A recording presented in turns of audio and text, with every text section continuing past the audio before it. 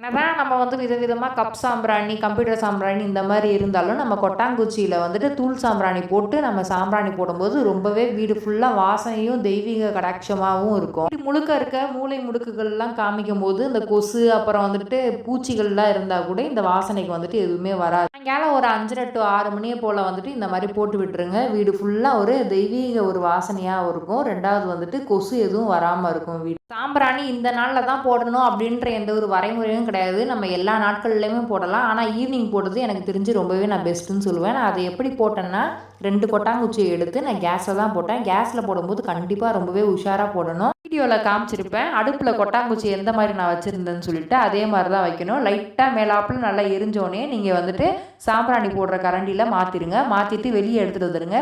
சின்ன பிள்ளைங்களாம் இருந்துச்சுன்னா கொஞ்சம் உஷாராக வந்துட்டு பக்கத்துலேயே இருந்து அந்த சாம்பிராணி எரியிற வரைக்கும் இருந்து அதுக்கப்புறம் நான் காமிச்சிருப்பேன் வீடியோவில். அந்த மாதிரி ஒரு தூள் சாம்பிராணி வாங்கி நல்லா போடுங்க. அது வந்துட்டு ரொம்பவே வாசனையாக இருந்துச்சு. இந்த வீடியோ பிடிச்சிருந்துச்சுன்னா நம்ம சேனலை சப்ஸ்கிரைப் பண்ணி வச்சுக்கோங்க. நெக்ஸ்ட் ஒரு வீடியோவில் பார்க்கலாம்.